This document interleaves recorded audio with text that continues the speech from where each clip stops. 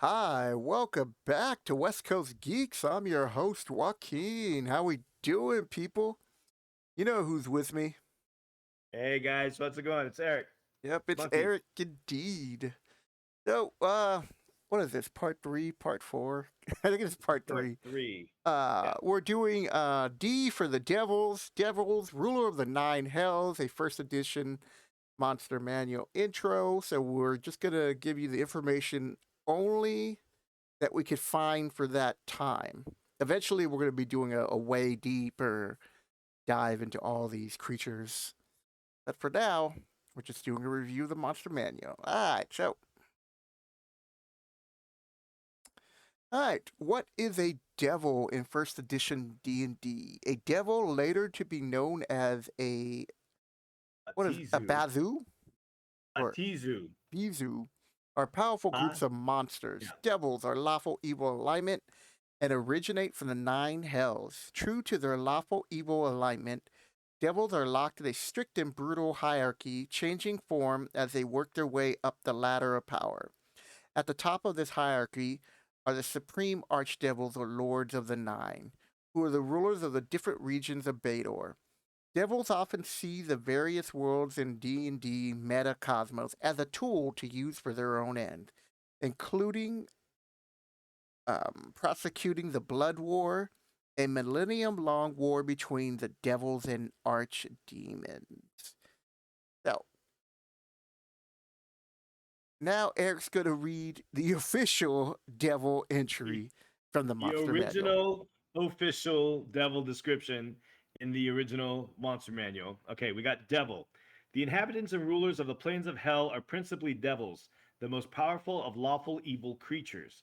They somewhat resemble the demons of chaos in their characteristics and abilities, and general attributes will be dealt with below, while specifics pertaining to each individual type of archdevil. Wait a minute, there's a misprint. Pertaining to each individual type of archdevil are given in category or name detail listings. Devils follow a definite order, a chain of command which they dare not break for fear of the archdevils.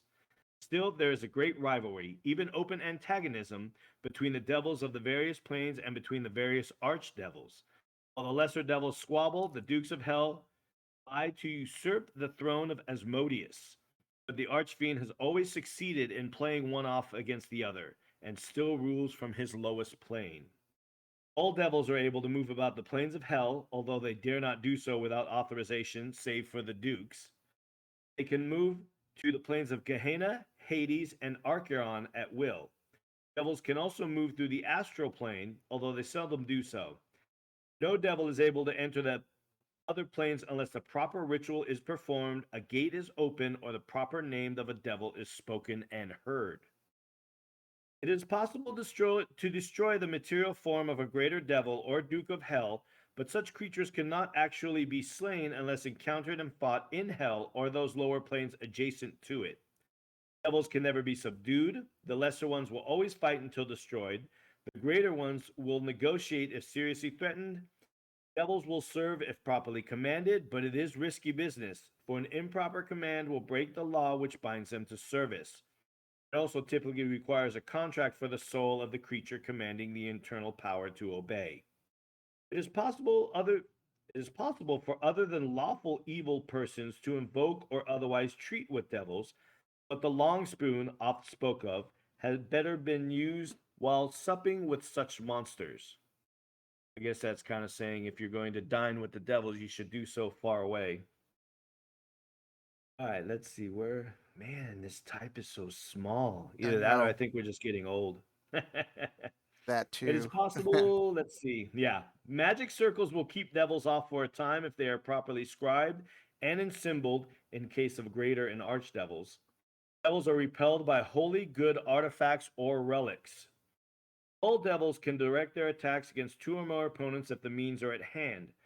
If a greater devil has its material form destroyed, it is forced to a lemure status for 9 decades of torment before it resumes its former station. That's interesting. We'll get into the lemur later. Yep. Yeah, I forgot about that. If the material form of the Duke is destroyed, that archdevil is bound to its own particular plane of hell for a decade, unless again properly called forth prior. the end of the 10 years. And a great loss of face is suffered, and fury in hell is unmatched then. So yeah, that is the description, the original description from the first monster manual on devils and their how they act, how they work. Yeah, so they're giving you like a blueprint for all the DMs. Like, okay, look, these are devils and demons. They fight each other. We're gonna give Mhm. you a brief history of what the Aspis is, the Abyss, and the nine planes of hell. And so they're like, it's from there you just do whatever you want. But here's like basically these are guidelines, kind of like with the More of a devil, guideline, like the Pirates Code. you know, um, the devil's talisman. These are again they give you like these rules of, how to use them, and you can control them just like with the demons. Um, they like Yeah, the they demons have the amulets, the devils have the talismans. yep, and all devils are able to perform the following: charm person, suggestion, illusion, infravision, teleportation, no With no alignment, air. cause fear, and animate dead. All devils. Wow.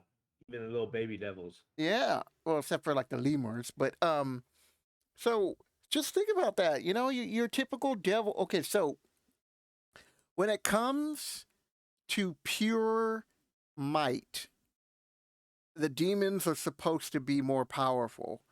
But when Yeah, it they're comes more to the like brute strength. power and cunning, that's where the devils reign supreme. Hmm. You know, because look at all that stuff they can do. It's like, I know. especially charm person. If you look at it, like you have all these suggestion, Yeah, charm, illusion. So they're not necessarily breaking any laws per se because of their lawful alignment, their contract agreements. yeah, But if they can get somebody to do something to break it on their behalf, technically they didn't do it. yeah. It's like I promised you I'd bring back your loved one, an illusion. There she Right? is. You're like, All that what? stuff. Like Pet Cemetery, remember that? Yeah, there's all kinds of shenanigans. Yep. So as you can see, we got the picture of Asmodius, which is fitting because Right? here he is. Asmodius, ruler of the Look at nine that. hells. Asmodius first appeared in the Monster Manual, first edition, 1977, page 20 to 21, and is mentioned in connection to the Gate spell in the Dungeon Master's Guide 1E, 1979, page 43. He is listed Hmm. as a lesser deity in Deities and Demigods, the first edition in 1980. Asmodeus is attested in Demonology Made Easy, Dragon Magazine, number 20, 1978. The Politics of Hell, Dragon Magazine, number 28, 1979. And The Day of the Dwarf, Dragon Magazine, number 42, 1980. So I kept it within the realm of, 80 and Those below first few years, yeah. a couple of years, and this is all you had on this guy. So, Mm-hmm. so Eric, read the description, and then we're going to discuss Asmodeus. All right, so we got Asmodius, Archfiend, the overlord of all the Dukes of Hell, rules by both might and wit. Is physically stronger than any other devil, as strong as a storm giant, and is the most cunning and artful. His mighty palace rests upon the floor of the lowest rift in Hell's ninth plane. His servitors are pit fiends, and whichever of the other lesser and greater devils he commands to service. Once per year, he can command the archdevils to attend his court and pay homage. So, being on the lowest rung of hell, he demands that they come pay homage or tribute or whatever they have of all archdevils. The powers possessed by Asmodeus, which are usable at will once per turn or melee round, he has pyrotechnics, produce flame, wall of fire, ice storm, wall of ice, continual light, read languages, read magic, Detect invisibility, locate object, invisibility, dispel magic, hold person, hold monster, shape change, beguile, rulership, mass charm, geese, restoration, raise dead fully, or fulfill another's wish. That's interesting. So he only has the ability to do wish based on another's desire. So he can't wish for himself, Yeah, he's granting other people what their desire is. right? So Asmodius can use the following powers once per day. He's got symbol of pain, insanity, hopelessness, and unholy word. He can summon 2 lesser or 1 greater devils. He can cause fear, weakness, or chill. And those are allowing saving throw versus magic. Asmodeus has a glowing rod of pure ruby. It acts as a rod of absorption. It also causes serious wounds as a spell on anyone touched by its opaline tip. Upon command, it will shoot forth a cone of frost, a jet of acid, or a bolt of lightning, all according to the appropriate dragon breath weapon. Yeah, that's rough, dude. The value of this instrument is 1,000,000 gold pieces, considering the gem qualities only. Jesus. Yeah, so just because of the gem alone, now minus its power, its artifact, 1,000,000 gold pieces. That's badass. I feel like I should put in like the Doctor Evil clip when it's like $1 million. Yeah, 1,000,000 gold pieces. In his description, there can be no question that Asmodeus is the most handsome of all devils, as well as being the strongest and most cunning. The ultimate evil he represents can be seen in his beauty only when he so wills or if he forgets himself and flies into a rage. So that is Asmodeus, the archdevil, the overlord of all the dukes of hell. Yeah, I mean they really, as you can see, like they did some stuff on Demogorgon and Orcus, but Mm-hmm. they really started doing more articles about Asmodeus because I think like all three of those figures seem to be popular, but they Mm-hmm. just gave this guy more attention, and then Yeah, it especially in the stopped. beginning, right? So I think at one point we will come back and do these articles, these articles, when we start doing videos on hell and everything. Like Yeah. if you're a new D&D player just introduced to 5e, right? I would seriously go back to some of these old Dragon magazines. They had such great information that still holds true to this day. Whether it's Basically, gaming tips, Dragon Magazine was our internet back then. yeah, that was our internet back then. Yeah, all the articles and addendums and all that stuff. That was all Dragon Magazine. Yep. So, yep. So they give you these little rules, and they like. Here's the thing. So you had the Holmes box set, and then right after that comes the Monster Manual, and your characters at best are fourth to fifth level after like wiping everything out of the caves of chaos or B1, you know so the DMs are kind of like, okay, now what? So they got all these monsters to choose from, and they're just trying to create their own stories, but nobody was ready to face half the stuff that's in this book yet. Right? Right. This was all brand new. Yep. So There was no monster manual for the original box sets. nope, they just had some monsters in the back, Yeah, and whatever. just to help you. All right, next devil. Yeah, and they don't even really talk about his plane that much either. No, and I think that's because they really didn't go into the different planes of hell until later into a AD&D. Yeah. As it, like I said, this is the very first AD&D book. Sure, they had some stuff planned out along the way, but it was more of just like a rough outline of things. They didn't really start digging in until they were, down the road, you got the player's handbook coming out, you got the DM's guide coming out. So, after all that those were of immediate import. They had to be done first. After that, gave them a little bit more leeway to expand and elaborate on different things. Yep. All right. Who's up next? Next Oh, page. yeah. Beelzebub. Beelzebub, ruler of the 6th and 7th plane of hell. They break that up later. So it says, note, in Dragon Magazine 28, the article, The Politics of Hell by Alexander von Thorn. That's a cool sounding name, dude.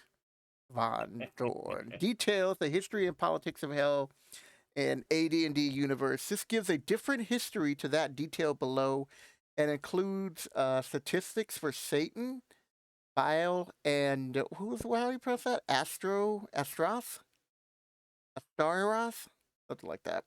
I can't see the prince too small. Asterius, the one that begins with A. It's like A star and then off. A star off, I guess.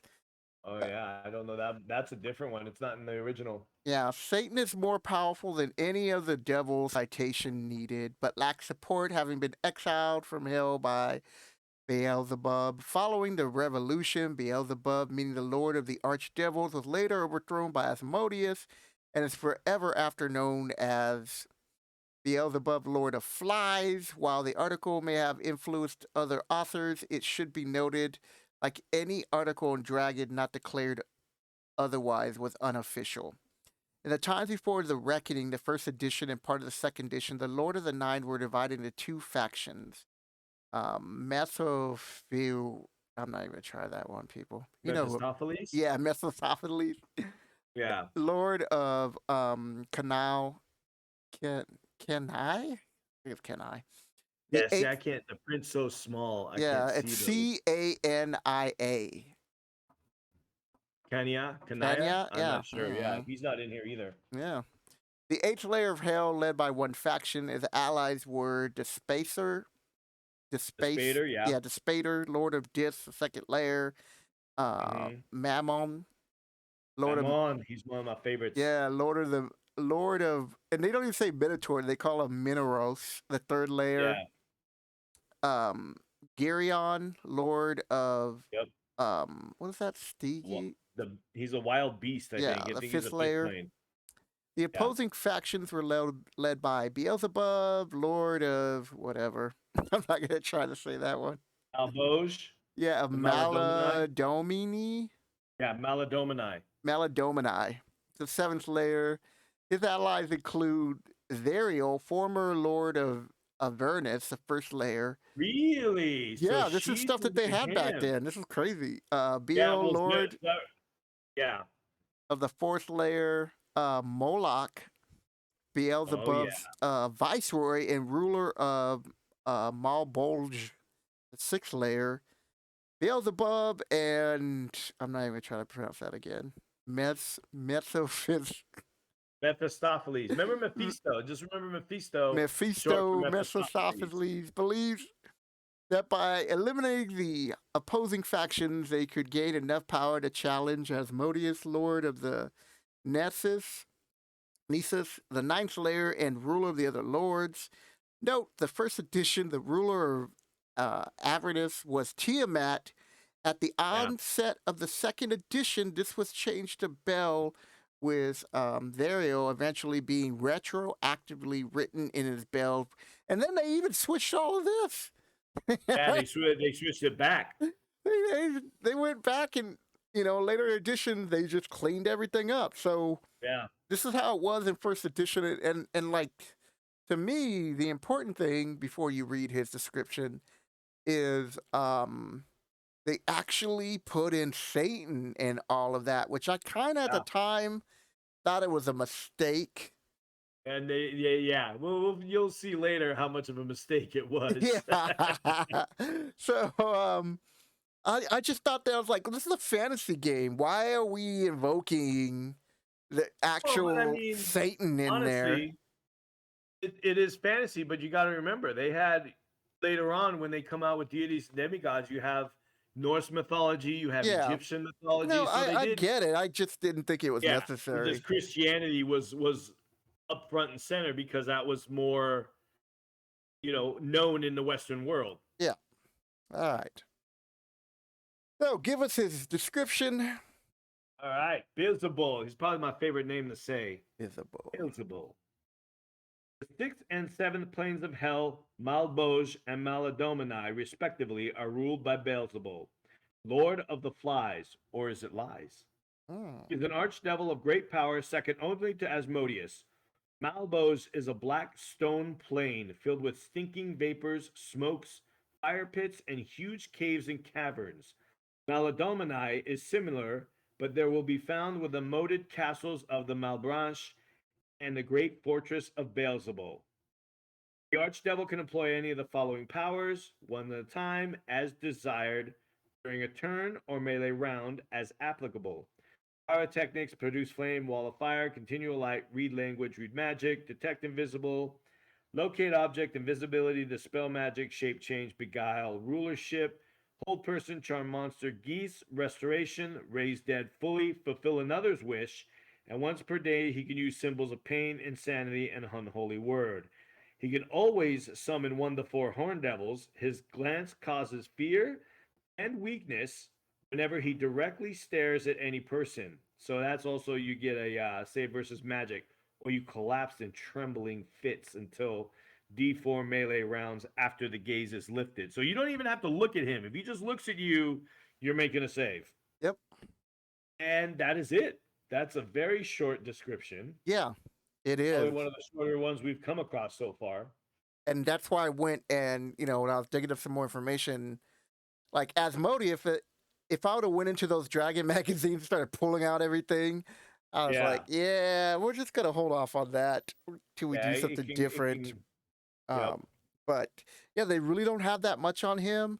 Later Mm. on, I think is he removed in fifth edition? Uh I I believe so. Uh, I do not recall him being in fifth edition. yeah, like a couple of these guys got the axe somewhat, and Yeah. so Which is kind of odd because I don't know off the top of my head, I don't remember why they would have gotten rid of him. I thought I read it somewhere, but like I said, it's between all the editions. I was gone all of third and fourth. yeah. So Yeah, because I'm looking right now. I grabbed Mordecaiden's tomb. yeah, that's a great one. The new It ones. is, yeah. And so I was just like, okay, like why don't they have any? When did they get rid of them? And so I they think he may be in mention, there. I'm not. so they do mention Bale, but he's That diff. might be him. Yeah, I think they just shortened his name down. Yeah. And so then they got Moloch, and they got some other ones.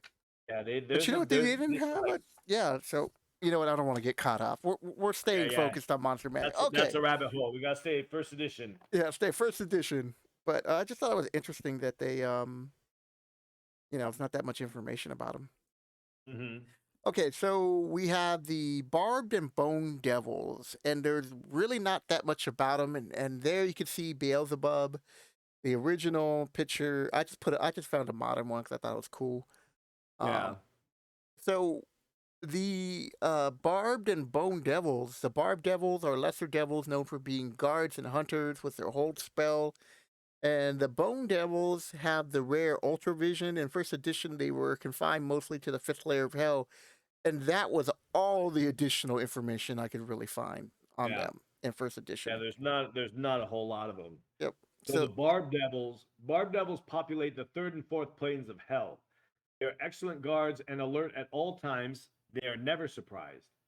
Unauthorized creatures are immediately cast into one of the many cells to be tormented. While these monsters carry no weapons, they have sufficient weaponry with their horny, barbed hands and horrid tails. They are able to generate fear with a saving throw versus wands upon striking an opponent.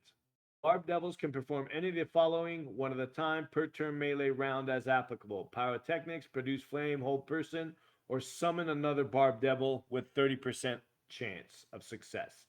And the Bone Devil, the other lesser devil, They populate the lower planes of hell, particularly the fifth. They are malicious and delight in making less powerful creatures suffer. They prefer cold to heat. These monsters also have ultra vision to a 60-foot range. Bone devils have a great bone hook they employ to snare and wound opponents. Any creature caught and hit by it has a 50% chance of being stuck fast. The bone devil will then strike such victims with its tail, doing 2d8 or 2 to 8 points of damage, causing a loss of d4 points of strength. Oh man, here we go with losing strength points, Yep. losing stats. Unless a save versus poison is made. At least it's a poison save. Those are fairly easy. Yeah, but Oh, okay, still, that's if you not bad. fail that, I mean, you're Yeah, hurting. but it's only lasts 10 melee rounds. That's not bad at all. The last part of that sentence clears it up. Yeah, strength loss lasts for 10 melee rounds. That's not so bad. That was permanent. I was like, fuck that.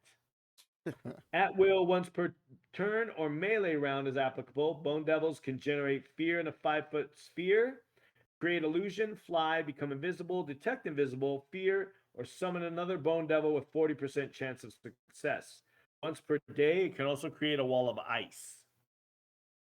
Yeah, so back then these devils were pretty brutal for a low level or mid level party. They can just come in there and Yeah. just jack people up really quick. If you weren't paying attention.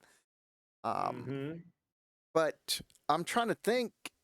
I'm going over the list of the first modules that were released during this time, and we're talking the Shrine.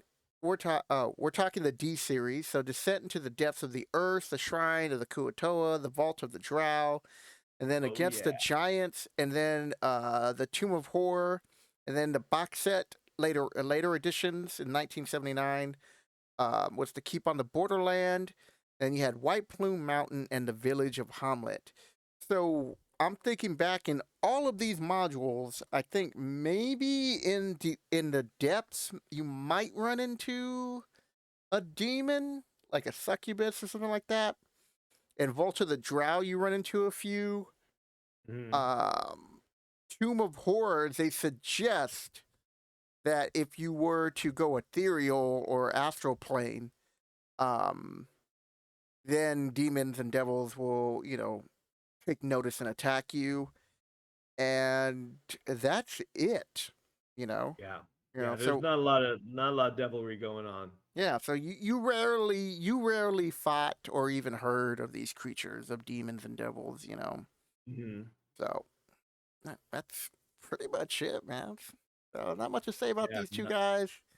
Later on in editions, they don't add that much more either, No. unfortunately. Right. But we'll find out. All right, Despatter. All right. The Spader, The another Spader. Archdevil. Yes. The Spader is the ruler of Hell's second Hey, plane. hold on. His I do my captain. description. Oh, Stuff that I sorry, I found. jumped ahead. Good. The person who put the video, it did the research. Down boy. All right. Ruler of the second plane of hell. So there was a Planescape adventure that actually focused around Despader, Mm-hmm. and I found this image. It was like on the module cover, I think. No, it wasn't, but it was inside, and I was like, I gotta grab this. This is too cool. So Right. he's the Lord of the Second. Despader controls the layer of discs from his iron tower. He usually appears as a humanoid of supernatural height with dark hair, tiny horns, resplendent garb, and a single cloven foot. He always holds a rod of great power, his badge of office, which I was like, what do you mean a single cloven foot? You know what? I just looked at the picture. I was like, no shit. The Spader never takes risk and thus almost never leaves his what's that? Demeninus? Oh, I don't know. It sounds French to me. Mm-hmm. Domain? Yeah. Yeah, maybe French for domain. Domain. Yeah. I found it. I found this information and I just copied and pasted it. I was like, oh, this is cool. I was like, what the hell is that word? And then only the call of and then only to the call of Asmodius. So he only stays in his place. It sounds like. Yeah, that's what the domain is. Like his little palace and like the land surrounding it. Yeah, his plane. He just He's a stays there. homebody. Yeah. At all other times, he relies on his aspect to deal with the other archdukes of the Nine Hells. The Spader's Ah. Iron Tower, a nigh impenetrable fortress, is itself an extremely powerful magical item that amplifies his power and makes him nearly invulnerable. No wonder his ass don't leave. Yeah, he's like, I ain't leaving. You Yeah, fools are gonna come try to find me shank me?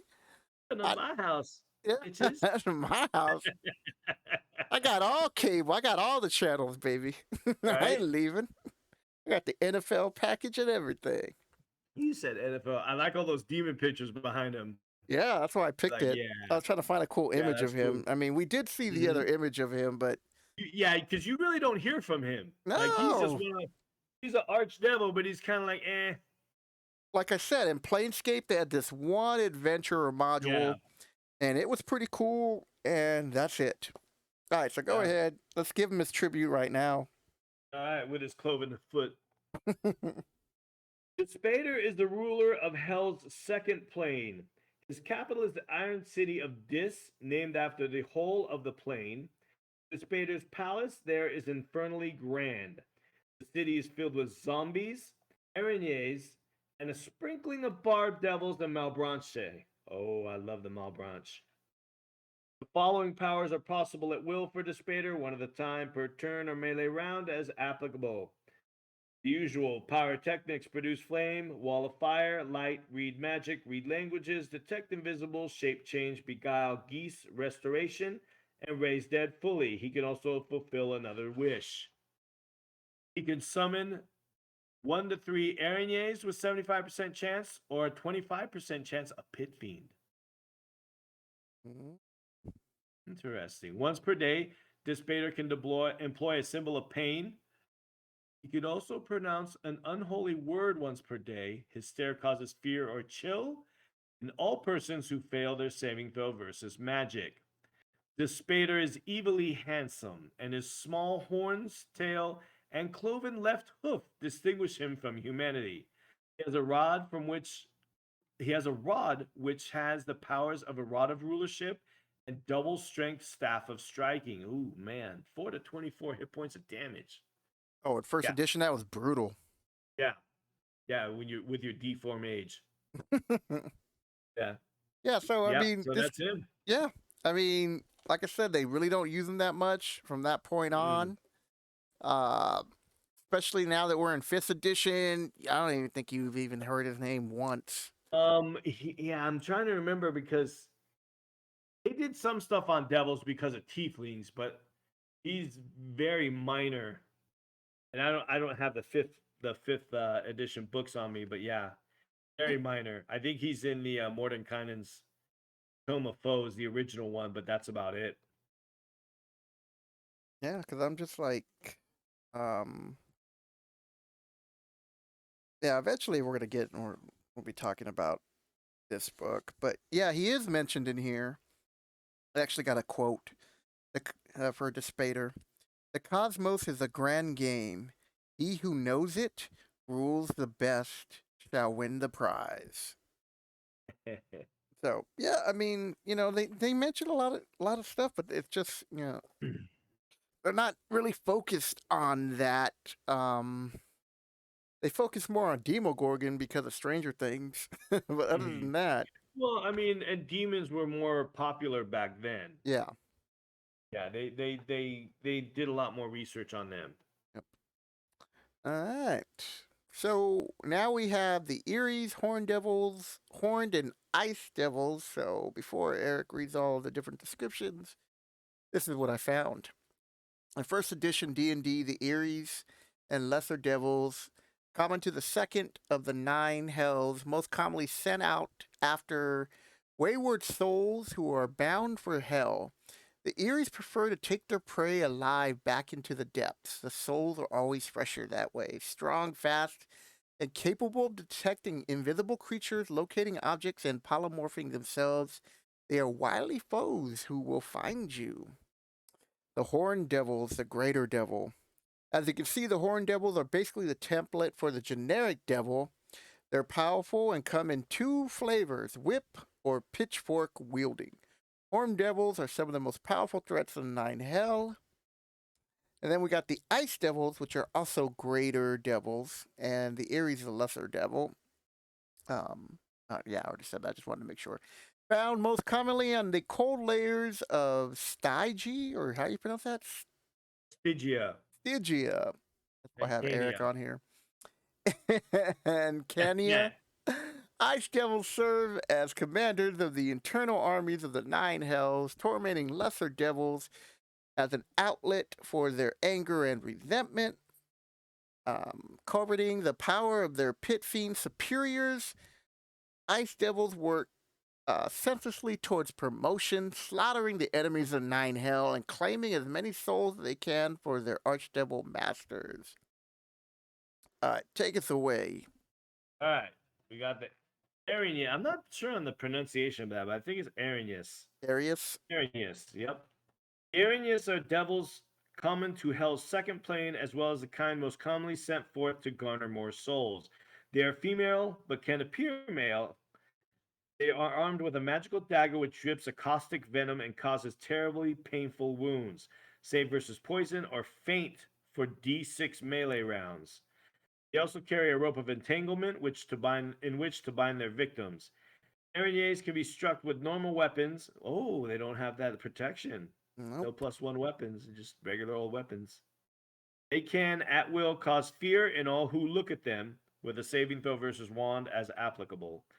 In addition, they have the power to do any one of the following during any turn or melee round as applicable: detect invisible, locate object, invisibility, polymorph self, produce flame, or summon another of their kind with a 25% chance of success. Araignées are strong, with the old 18/01 strength stat. No to hit or damage bonuses are applicable. So I guess that's just for strength tests. Interesting. They will pursue evil persons unceasingly in order to take them alive into hell. They will sometimes bargain with others, hoping to tempt them into evil doing. So not only do they come to collect the evil folk that are like, all right, your time on the prime material plane is done, we're taking you to hell, but they also will try and tempt others into evil doing. That's pretty interesting. All Yeah. right, after them, oh, go ahead. No, I was just gonna say like a quick note. I know normally we stop reading all the stats because those are all irrelevant now. But Mm-hmm. if you look at the number of appearing, so when they're out in the wild, they usually don't go by themselves. It's usually, on No, they go average in two little or groups. three. And I'm assuming 4 to 16 is when That's on the you're plane. on their plane, Yeah, they run in big mobs yeah. compared to the They're like other there's other swarms of them, demons. a whole flock I of mean other them. devils. They are winged. Yep. That's what they have the picture there. They are winged, kind of like harpies. Yep. All right. All Horn right. devils. Horn devils, Malbranche. The evil horns are primarily from Hell's sixth and seventh planes. These are the least of the greater devils and have such names as Dogwretch, Evil Tail, and Bentwing. They hate anything stronger than themselves and fear stronger devils accordingly. If armed, they will carry a two-tined fork 75% of the time, which causes 2 to 12 points of damage, or a barbed whip 25% of the time, which causes d4 points of damage, plus a stun effect for the same number of melee rounds, unless a saving throw versus magic is made. An unharmed horn devil attacks with a claw bite. Armed or unarmed devils, these are also able to attack with their tails, causing d3 points of damage and a wound which will bleed thereafter unless bound. Lose 1 hit point per turn until bound or cured. They exude fear in a 5-foot radius unless you make a saving throw versus wands. Horn devils can do any one of the following at will once per turn or melee round as applicable. Apparently, devils love fireworks because they all have pyrotechnics. Yep. Produce flame, ESP. ESP, that's an interesting one. I don't know if I read any of that in the other ones.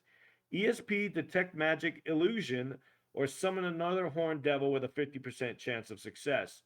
Once per day, they can create a wall of fire of triple normal strength with regards to damage, so that it causes 3 to 24 hit points. Wow. Yeah. Pretty brutal. Firewall. All right, and the Ice Devils. You have anything to say about them, all branch? The Horn Devils. So I these always were did like your, that artwork. yeah, the artwork is like, I like that it's one. generic, but I Yeah, mean it does typical little devil. yeah, it's like, okay, this is what most people in medieval times thought a devil looked like. Right? And so, Like a cute little homunculus. yeah. Um, Looking at the image, they don't look as powerful until you start fighting them. You're like, Yeah, what's right. this? You know? Yeah, they don't do a lot of damage, but they have a lot of like subtle effects. Yep. Let's get to the Right. Ice Devil. Ice devils looking like a little Thrykeen bug guy. The frigid eighth plane of hell is populated in the main with ice devils. They are greater devils in every sense of the word, preferring to attack and torment victims by means of their claws, mandibles, and tails. A few of them, 25%, carry great spears which inflict 2 to 12 hit points of damage and numb with cold. The creature thus struck slow 50% unless save versus paralyzation is made. Being greater devils, they have personal names. Interesting. That's the first time. This is what, the third greater devil we run into, or the second one? And it notes that they greater devils have personal names. Yes. Yeah, they're Okay. falling into that religion thing. Yeah. Well, and they've for summoning and all that kind of stuff too. But you think they would have put it? It almost was almost like an afterthought that they said, "Oh yeah, he's greater devil. He's got a name." All right, Ice Devils can do any of the following at will. Once per turn or melee round is applicable. Fly. Ooh, they don't get pyrotechnics. Oh, no fireworks for you. I guess because they're in the realm of ice. They can fly, wall of ice, detect magic, detect invisible, polymorph self, or gate in two bone devils with 70% chance, or another ice devil, 30% chance.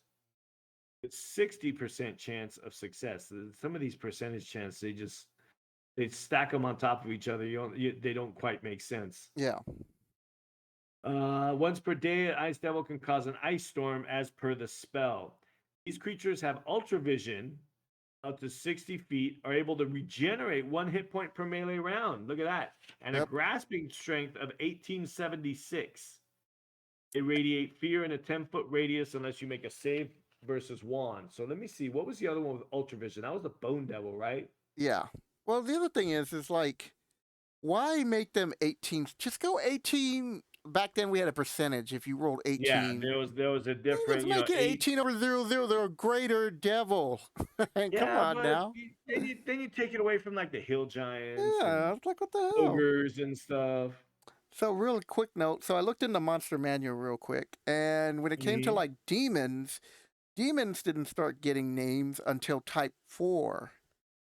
Okay. Maybe the What is this? A succubus fifth had their edition name. monster manual?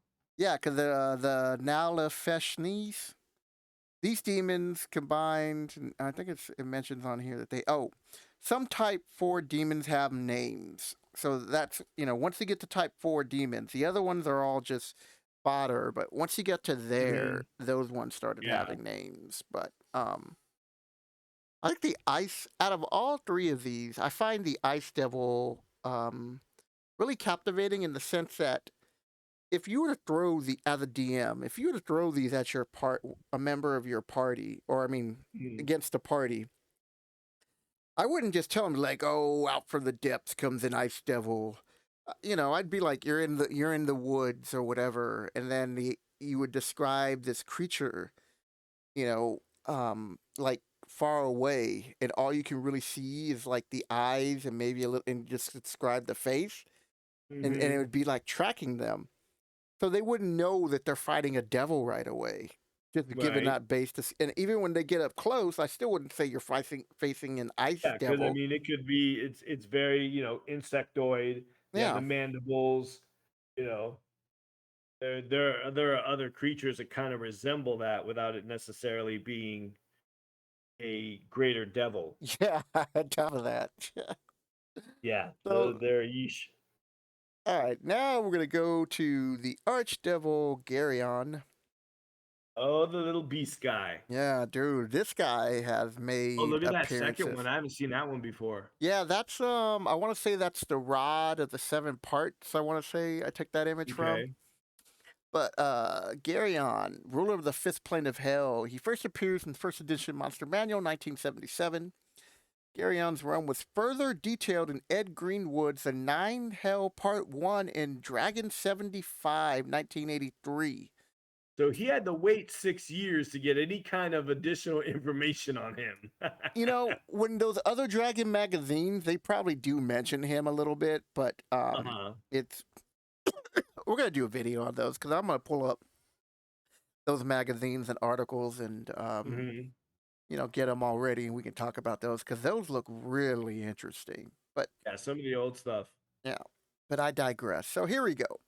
Garyon's only human feature is his handsome head. His body is snake-like with no legs, and he has huge bat wings and a barbed tail that drips a deadly poison. His arms There's are a lot going strong. on there. What? There's a lot going on there. Yes, there is. His arms are strong and hairy and end in paw-like hands and allow him to use his horn that summons minotaurs. As a vestige, he is instead described as a bizarre creature of tripartite symmetry, resembling the three ogre mages fused back to back with three glowing green eyes and a triple set of wings. So Man. but this was just something I found that somebody had wrote back in the days about him. Uh-huh. And so I'm like looking at that, I'm like, I don't see no triple O because of the what's that membrane in between like the wings called? I don't see any triple set of wings. I don't know. And I don't even see no Just three glowing membrane would be. eyes. Was What that? the Yeah, I don't hell? see 3 glowing eyes. I don't. Either way, this is Maybe something I his found. vestige. Maybe his. When they say vestige, that's like his, almost like his avatar. Probably. But either way, I Yeah. do So when you. like these are the three images that I found of him. Mhm. And the last one at the bottom is obviously 5e. Yeah. I just think he's a cool character, but go Yeah. ahead. He's We'll one you don't discuss him hear in of. depth after you read the description. Okay. So we got Garyon the Archdevil. Sometimes referred to as the Wild Beast, Garyon is a gigantic ruler of the fifth plane of hell. This archdevil is as powerful as a storm giant, and he loves to grab his opponents and rend them with his claws while stabbing them with his terrible poisonous tail. This guy's not nice. Nope. That's a save versus poison at a -4 on the die. Garyon dwells in a huge castle in the very middle of the plain and seldom ventures forth. He's another devilish homebody. Yeah, another He dispacer. is able to use any of the following powers at will, once per melee round or turn as applicable. Ice Storm, Wall of Ice, Light, read languages, read magic, detect invisible, locate object, dispel magic, invisibility, shape change, beguile, shape change. That's interesting. Peace, raise dead fully, or fulfill another's wish. And can you imagine taking a wish from one of these archdevils, man? You'd be dumb. If any DM of a campaign I was running and be like, oh, one of these archdevils wants to offer you a wish. Yeah. Do not take. I repeat, do not. Yeah, because they're all. take. That's when they'll be like, But "Oh, there's that one. you just owe me There's that one something." fucking guy in your group. Yep. He's go, oh, I'm smarter than a DM. I'm gonna write it down and make sure that there's no, No. bitch, No. no. Just leave it alone. Move along. Move along, I'd rather indeed. go find a mimic. Yep. Once per day, Garyon can use a symbol of pain. He is likewise able to produce an unholy word. He can summon 1 to 2 bone devils or an ice devil with a 95% chance of success. Garyon's glare will cause fear in all he directs it upon unless you make a save versus magic. Garyon has a great bull's horn which he can wind. It brings forth 5 to 20 minotaurs. Yep. Holy shit. 5 to 20 minotaurs. These monsters will obey to the death. Yeah. You can only blow that horn once per week. Yeah. 5 to 20 minotaurs. Yeah, you better hope that DM doesn't roll a 20 in front of you Right? and laughs. I'm gonna make that wish be like, get rid of that minotaur. Get rid of those minotaurs. All right. His description: a handsome head and torso sit upon Garyon's snaky trunk. This archdevil has no legs, but travels in a snake-like mode along the ground. He has huge bat wings. His tail is barbed and drips poison. Garion's arms are strong and hairy, ending in paw-like hands. He's got little paws like gnolls. Yep. All right, that's Mr. Garion, ruler of the fifth. Yeah, I mean, the first image when I was a kid, I looked at this and I go, this guy just looks cool. There's just something about See, him I that. thought the opposite. I was like, this guy's weird. He's got a weird widow's peak going on. He's got like furry ape arms. He's got a snake's tail with no scales. He's got the obvious poison tip. He's got bat. Like, what's going on here? This he looks like he belongs in Australia Yeah, no, because he's just messed up. I just thought he was cool looking. I like the fact that he could summon minotaurs. Um, I think at one point in one of my campaigns as a kid, we had some high level characters face off against him in one of his, like, there was a temple and the player character had to destroy the temple. And typical, like any D&D adventure, at the last second they could summon the actual demon or devil. And so I just said, I rolled the percentage dice behind the screen. And I was like, if I get under a 10, he enters. And I roll. And I was like, today's not your lucky day. And even though I rolled over 50%. What a dick. It's because I already had it all done. I was like, I know you're just pretending the role now. yeah, You're it's like, this is happening. Look like you guys got a chance. This is happening, and then I took it easy on them with only 12 minotaurs. 12 minutes, only a dozen. Yeah. Only a dozen giant movies. There's only a party of 4 with their little henchmen and stuff, but still, it was a nice, cool little battle, and 2-player characters died. I was gonna say, how many made it through? 50% was your mortality rate for that encounter. Yeah, so the other guys lived and they resurrected their friends, and that was the end game content. It was just like these battle royale situations. And, battle royale. Yeah, like I had like in the temple, I had Garion like drop pillars on them. Oh Jesus. Man. And they had like their deck saves and stuff, and he also had they had like a big flaming pit with like magical fire that because the player characters had like rings of fire resistance and other things like that at that level. And I said this is like the fire of hell, so you don't get no and this was back then. I go, you only get half. And you only take half damage. And so I would roll like 5 10-sided dice, and I'd be like, you landed in there, because he would throw them in there, and I'd be like, you take this much damage. Man. Hey, man, I was like 12, dude. What do you think? I know, it's funny, though. It is. You look back at it now, I could never get away with that with, right? the current group of people. You would start crying. Man. All right, so like I said, I just wanted to show the different images of him. He has appeared every now and then. I think it's cool. Like I said, that second picture you had up there, I'd never seen that one before. Yeah, because that's in the Rods of the Seven Parts, I believe. Or there could have been another one that I can't think of, but I think it was in that one. All right, so now we're talking about the Pit Fiends, the Greater Devils, and the Lemurs. The Lemurs. Not to be confused with the cute little cuddly monkeys in Madagascar. Nope. So the Pit Fiends were quintessential tyrants and overlord of the Bazitu. So for those of you who haven't figured out by now, people, I have a speech impediment and I'm dyslexic. So, yeah. Here we go. Occupying the top of Hell's hierarchy, having been clean within the pit of flame, Pit Fiends achieved levels of wickedness beyond that of ordinary devils, becoming beings of pure, unimaginable evil. And a quick note, for those of you who are dyslexic and, maybe you have a little slight speech impediment, Do not let that hold you back. Speaking in public, reading in public. You don't even have to say what I just said. You just go out there and you just read. You just do it. Yep. If people make fun of you for that, F them.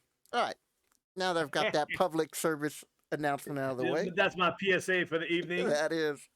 First appearing in Advanced Dungeons and Dragons Monster Manual under the Devil entry, lemurs have always lived the least glamorous life. I didn't see that least. I'm on the glamorous life. What the hell? At least these little flesh blobs are the form of the dead take when they go the nine hells. Your basic starting rank devil, the lemurs are mindless blobs tormented by devils and whatever else until they might become a wrath or a specter. Yeah, they become. You have to be specters. promoted, and then from there make it into the ranks of being a devil. But they took all that stuff out. Did they? I think so, with the wrath and the specter. I don't know if lemurs still exist. Yeah, I think once they did with lemur, their evolution that way, they took that out. But yeah. All right, start us off with the pit fiend description.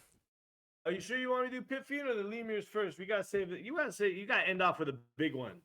All right, you're right. All right, do the lemur and we'll end it with the big one. All right, so we got the lemurs. Now, I wasn't reading stats, but I took notice of this. Their number appearing 5 to 30. Now, they say these guys are the lowest of the low, but they're still a 3-hit die creature. 1 to 3 damage. Yeah, D3. So you're talking 5 to 90 points of damage around. That's a lot. Yeah, that's a lot of damage. Are the form of. I'm sorry. Go ahead. Oh, sorry. Lemurs are the form which the dead whom inhabit the 9 hells are put in. These vaguely human blobs are then tormented by devils. Their minds are quite gone, and they will attack anything non-devilish which they see. Oh, wow. Lemurs regenerate at a rate of 1 hit point per melee round, so they are not usually destroyed by the wounds inflicted on them by their environment or the devils filling it. These wretched things can be destroyed permanently only by blessed things, holy water, holy swords, etc. They are not subject to any form of sleep, charm, or the like. After being in hell for a certain time, lemurs can be chosen to form wraiths or specters. So they can become undead. Yeah, so I looked up in 5e Monster Manual. I know I'm trying to stick to this, but they do get promoted to an imp. So they took out the whole undead aspect. Yeah, I had to know. I was like, what? Oh, okay. Yeah, I wasn't sure if they took that out. So they're instead of becoming wraiths or specters, they kind of retconned it and made them imps. Yeah. Interesting. Yep.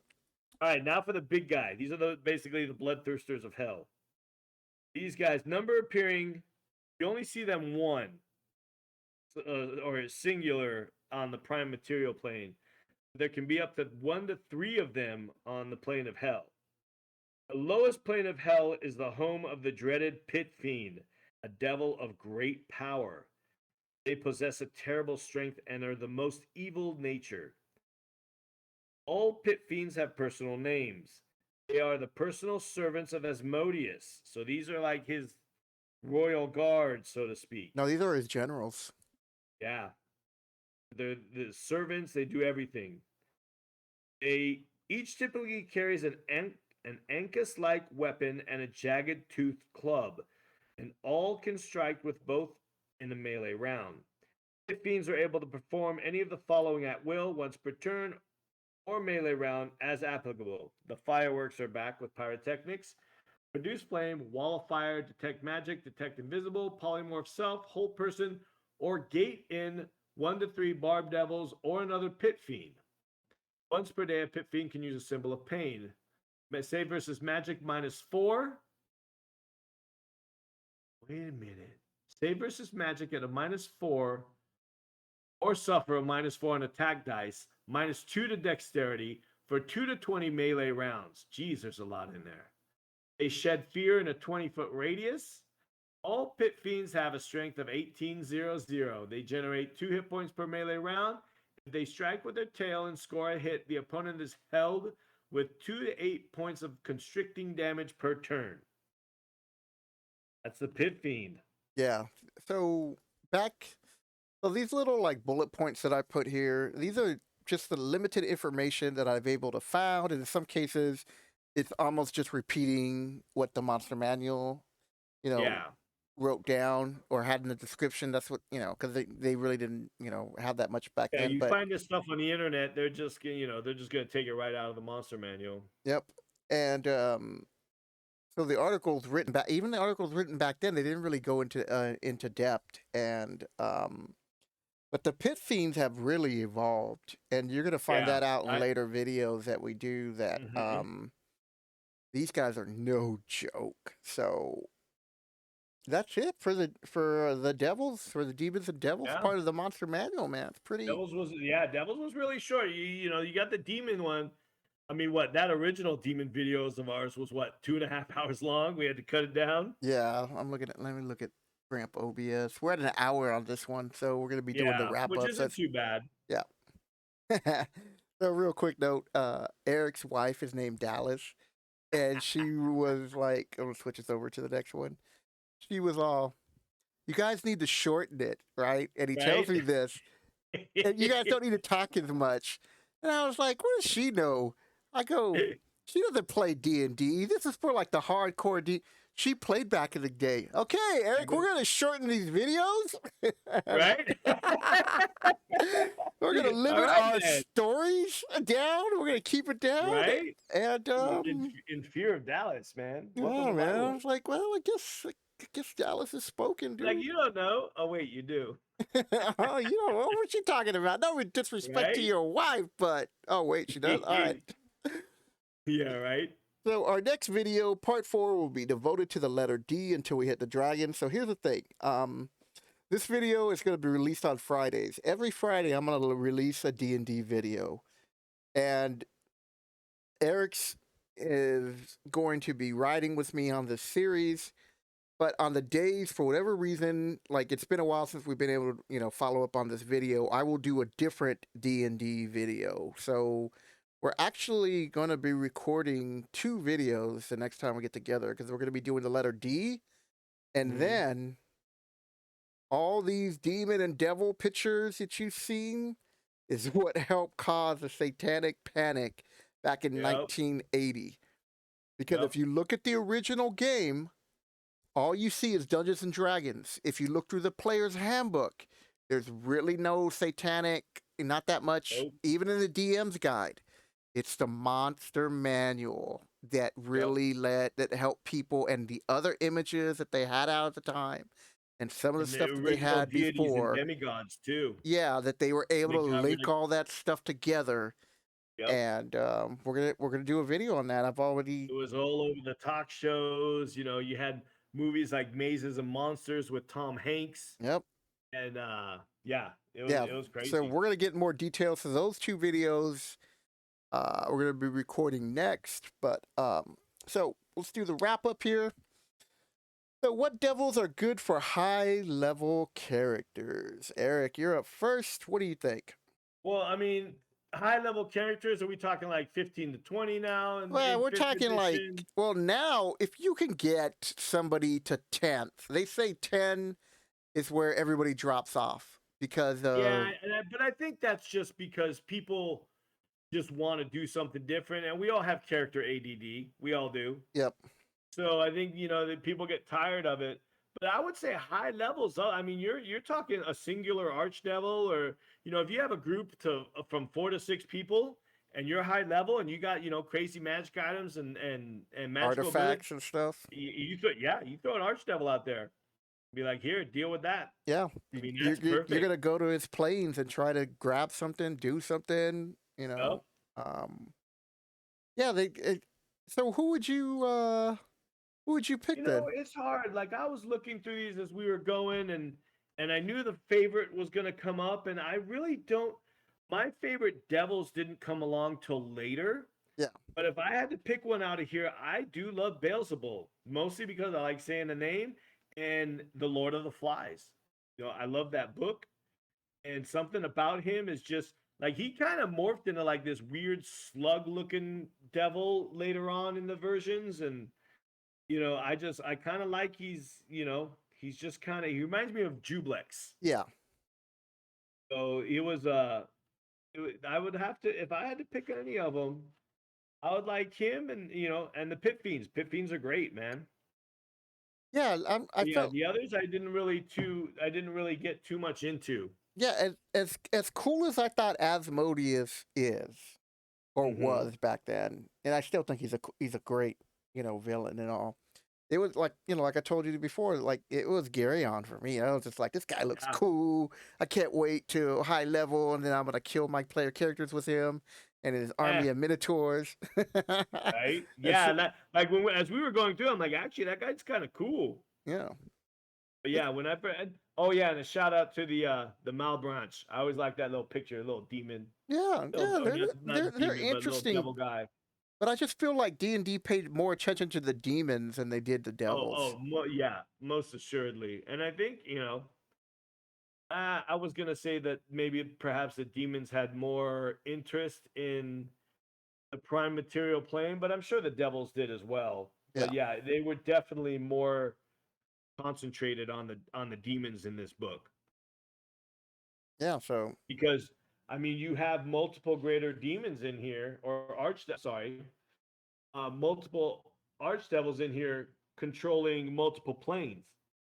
yes, they And as time later went on. on, they split them up.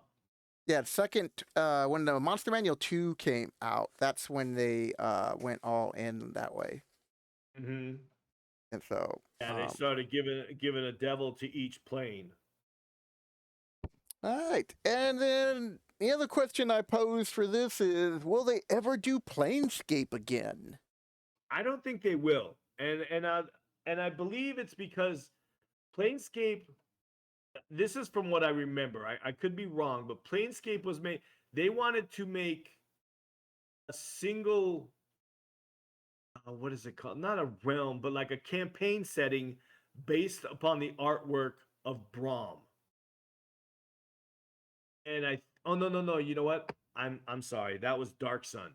Yeah, Yeah, so that's completely that's a different. different I video. don't know. That's way Planescape. down. That's Yeah, way yeah, down the yeah. editorial That was way down. list. Yeah, I totally, yeah, I Yeah, totally I do spaced it. As remember soon as I hearing that said it, I information. realized it. Yeah, I But mean, yeah, Planescape. I don't know, man. I mean, they did just release was it the Witchlight, yes. the module, and it has a ton of information on the Feywild. But there's so many. I think there's so much done with the different realms. You have the Feywild, you have the Shadow realms, or the Raven Queen and all that. You just have so many different planes. There's just a lot out there, and for a campaign setting to focus on planes, which ones do you leave out? Which ones do you include? Yep. That would just be a massive book. I think it would be a massive undertaking Yeah. because technically, I mean, isn't Spelljammer? What plane is that? It's not. You're in like, God, I can't even I think of think what they refer to as space, but there's like a term for it. yeah, but I think it's considered a plane. I don't know. I don't think so. Not on that. I think it connects you to all the planes, and so you're going to be traveling in like the astral Yeah, it is the zone astral plane, plane. astral plane. Yeah. No, I guess you're right on that aspect. Yeah. So I Yeah. stand Now corrected. I think about it, I'm like, yeah, I totally forgot about the astral plane. Yeah. So we're But actually I going to do be think the doing astral plane. a Go ahead. campaign on that. So get Yeah. ready, people, because Yeah, that's gonna be interesting. that one, I'm gonna record that because Oh yeah? without Thurman there, the rest of you guys sound clear, and we won't get the background, the harsh background sound. Right? And because I don't know how to edit, I'm not gonna try to Eh, figure out how to edit all that out.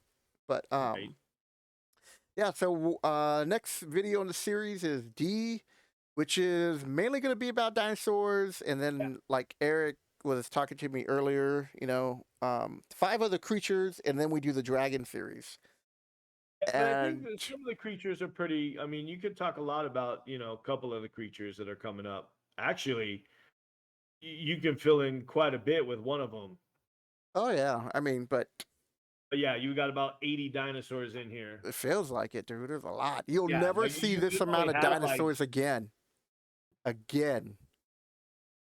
yeah, Like, you literally have like 2, 4, 6 pages of dinosaurs. About 5, 6 pages of dinosaurs. yeah.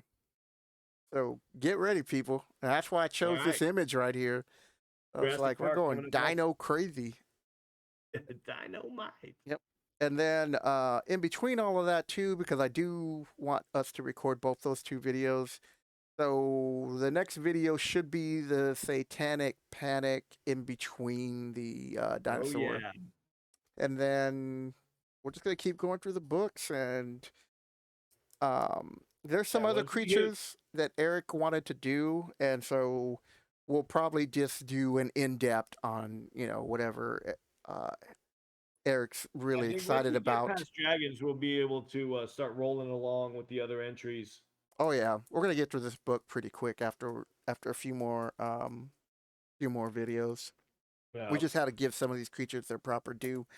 And with yeah. that, we're at an hour and 10 minutes. So Uh-oh. sorry Dallas, because hope you made it this far and give the video a thumbs up. If you All guys right. made it this far, we definitely earned a thumbs up. Please share the video. Subscribe to the channel. You can't say that Eric and I are not entertaining. And if you do, leave it in the comment and still give us a thumbs up. Any final words, Eric, before we go? I'm looking forward to the next one. Indeed, brother. All right, then, people. Take care. Take care, guys.